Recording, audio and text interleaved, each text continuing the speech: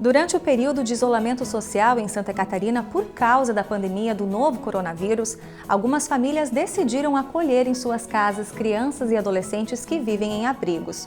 O acolhimento evita que a criança tenha contato com muitas pessoas nesse momento de pandemia e cria uma rede de apoio aos jovens durante a quarentena. Esse é o assunto de hoje do programa Rede de Inclusão. O bate-papo é com o juiz corregedor do Tribunal de Justiça de Santa Catarina, Rodrigo Tavares Martins. Fique com a gente!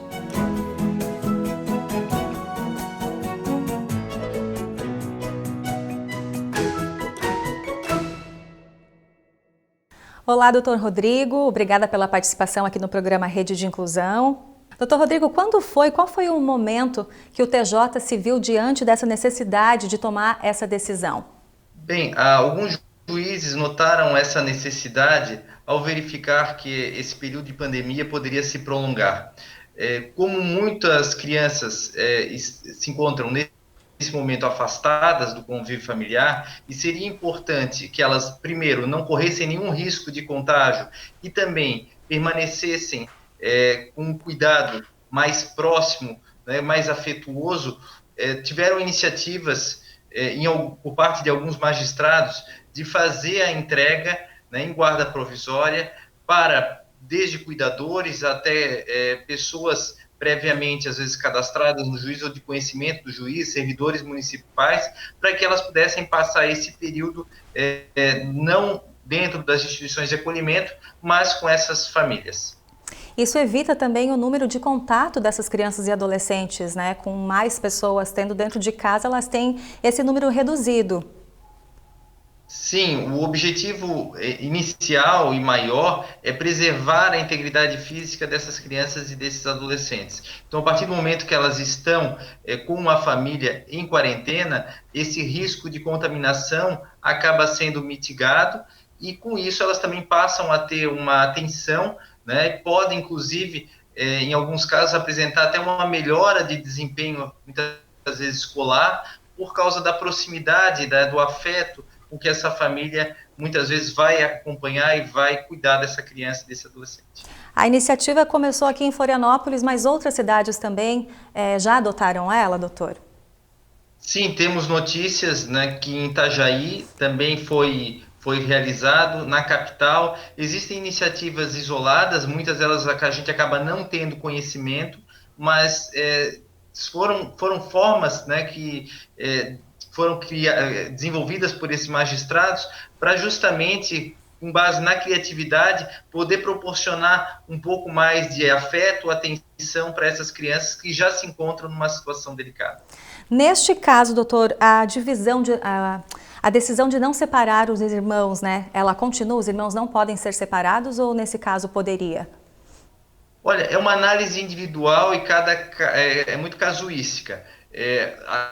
Dentro da área da infância, a gente sempre tenta preservar os vínculos familiares. Então, a tendência é que eles permaneçam juntos, seja nesse momento agora de entrega em guarda provisória, seja numa possibilidade de adoção.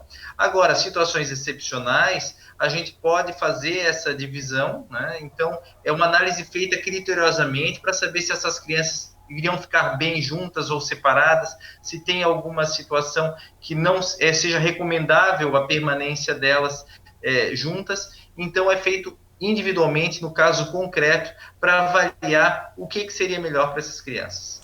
E neste momento são só os cuidadores e as famílias, ou também pode haver um cadastro de famílias de fora querendo ficar com essas crianças nesse período?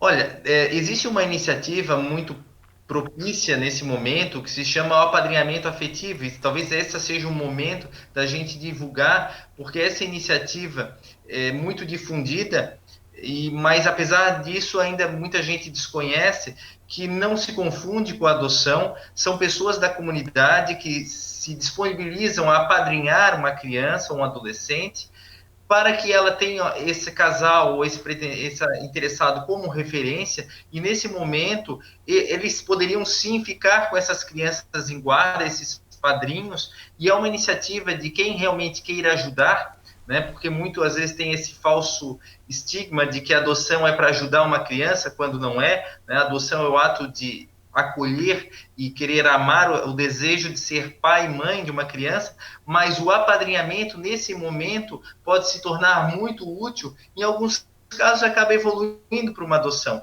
mas o objetivo maior é que a criança e o adolescente tenham uma possibilidade de convivência comunitária e com uma família. Existe um prazo para esse período? Foi determinado algum prazo para essas crianças ficarem nessas casas?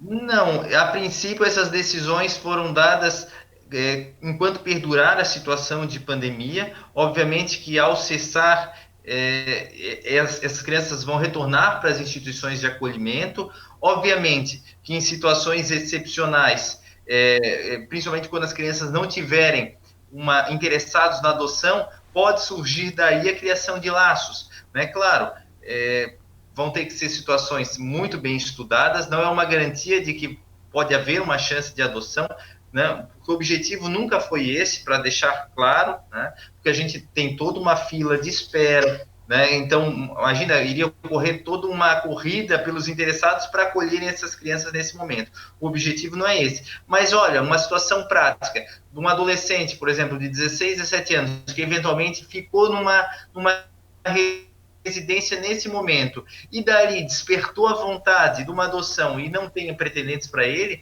essa situação pode sim originar, mas o objetivo maior, como disse, não é a adoção, mas que eles passassem esse momento próximos de uma família, para evitar o contágio entre essas crianças e adolescentes e também para evitar o contágio entre os servidores e os funcionários das instituições de acolhimento. É um ato de cuidado com eles, né, doutor? Mas a gente não pode também deixar de destacar que é um ato de amor também, né? Sim, é um ato de desprendimento, né? Porque a gente sabe que o fato de você cuidar de alguém é muito difícil, exige tempo, exige paciência e exige carinho, ainda mais hoje, quando a maior parte dessas crianças e adolescentes mantém uma rotina ainda escolar. Então, esses cuidadores estão tendo esse ônus de ter que propiciar o acesso ao sistema de ensino para essas crianças e para esses adolescentes, mas é sim um ato de desprendimento, esse sim é um ato humanitário, um ato de solidariedade para essas crianças e adolescentes que se encontram numa situação de afastamento da sua família biológica. Então é um ato que precisa ser enaltecido, e também a coragem e a criatividade dos magistrados que tiveram optaram por essa via, que justamente privilegia o melhor interesse dessas crianças e dos adolescentes. E como é feito, é bom destacar que é importante a gente destacar que é feito também o monitoramento dessas famílias acolhedoras, né, doutor Rodrigo? Sim, nessa situação, a gente acaba tendo que fazer esse contato por intermédio do serviço social, dos psicólogos forenses, para saber se as crianças estão bem. As instituições de acolhimento também fazem esse acompanhamento, para saber se está tudo bem nessa adaptação dessas crianças, mas não temos notícias de devoluções de crianças que saíram para ficar com cuidadores nesse período. Quantas crianças hoje vivem em abrigos aqui em Santa Catarina? O senhor tem esse dado? Temos uma média de 1.500 crianças e adolescentes, né, o que a gente mantém nos últimos anos, que vivem em instituições de acolhimento institucional, conhecidos como os abrigos, ou serviços de acolhimento familiar, que são as famílias acolhedoras. Então, a gente tem um total, uma média no estado de 1.500 crianças e adolescentes. Neste momento, com esse número, fica difícil atender todas, né, doutor? Sim, fica inviável a gente conseguir atender todas elas, né? Temos uma parcela que gira em torno de 350, principalmente adolescentes, que já estão disponíveis à adoção, mas sem pretendentes. Então, talvez esse é o momento também de incentivar uma ferramenta que temos, que é a busca ativa. Então, os pretendentes à adoção que acabarem tomando conhecimento dessa situação podem e têm acesso a essa plataforma junto ao Tribunal de Justiça para conhecerem essas crianças, principalmente esses adolescentes que não têm interessados na adoção, né? Porque a gente sabe que tradicionalmente crianças menores acabam sendo adotadas, mas a partir dos 8 anos começam as dificuldades para a inserção numa família adotiva. E a maioria delas são crianças menores ou já com maior idade? Olha, a gente tem uma distribuição quase que linear, né, entre todas as faixas etárias.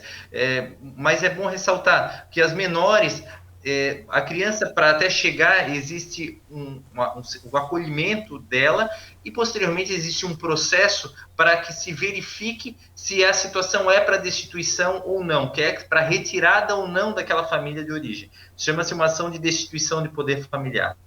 Então, a gente tem que diferenciar a espera por esse processo, né, que aí a situação dela é ainda indefinida, porque ela pode retornar à família de origem, após a conclusão desse processo, onde aí sim ela está apta à adoção. Mas aí surge o nosso problema, que é, se não tiver pretendentes. Então, em muitos casos, cumpre-se toda a etapa processual, se destitui, porque se verifica que é uma situação que ela não pode continuar naquela família de origem, mas não temos interessados. E aí onde vem a necessidade de fazer campanhas ou de conscientização, os grupos de apoio à adoção, para a sociedade, busca ativa, apadrinhamento, para que esses adolescentes, principalmente, tenham chances de conseguir conviver com uma família e serem adotados. Que seria isso muito interessante, né, doutor? Tanto na adoção realmente dita, ou também nesse momento que a gente vive aí no Brasil, esse acolhimento também é um ato de amor, né? Sim, assim, guardadas as devidas proporções, eu não tenho algumas reportagens dizendo que nesse momento existem estatísticas do aumento do número de adoções, por exemplo, de animais de estimação, né? Então, assim, será que não seria o momento também dos nossos pretendentes refletirem, né, sobre essa situação? Porque, afinal de contas, eu sempre digo isso, que o filho, ele vai crescer invariavelmente.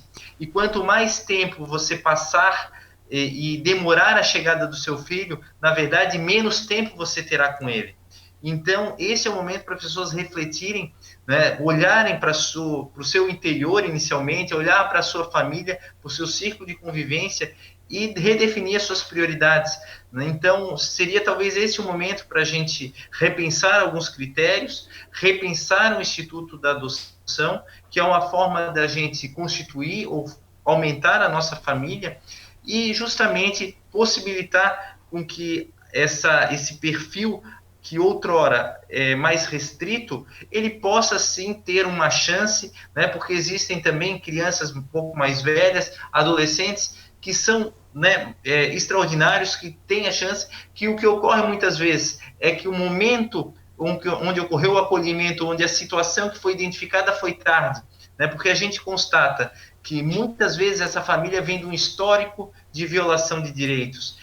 Esse adolescente já viveu e talvez pudesse ser retirado quando ele ainda era muito criança, né, com a idade muito tenra, mas por falhas no acompanhamento da rede, acaba não conseguindo se identificar. E aí, aonde que eclode o problema? Geralmente é na adolescência, onde fica muito claro que a família não consegue, nunca foi protetiva, nunca conseguiu cuidar efetivamente, dar amor para aquela criança, e aí os problemas estouram na adolescência, onde às vezes ocorre o acolhimento e essa criança acaba sendo uma perspectiva de uma outra família. Acho que essa reflexão é super válida, né? Essa palavra, família. Obrigada, doutor. Esse é o interesse da adoção, é isso que motiva o Poder Judiciário a atuar nesse tema, né, de fazer com que essas crianças, esses adolescentes, tenham uma oportunidade de ter uma família, né? E agora, nesse momento que a gente vê a importância de ter uma família, de ter o afeto, né? E quantas pessoas poderiam estar vivendo isso nesse momento se tivessem uma oportunidade de decidir, talvez pela adoção de uma criança maior, ou tenham interesse na adoção. Então, esse é o momento da reflexão das prioridades na vida, né? E a gente acaba chegando à conclusão de que a família talvez seja o nosso maior tesouro, o nosso maior legado. Obrigada. É com essa mensagem que a gente encerra o programa de hoje, Rede de Inclusão. Eu te vejo no próximo programa. Até lá!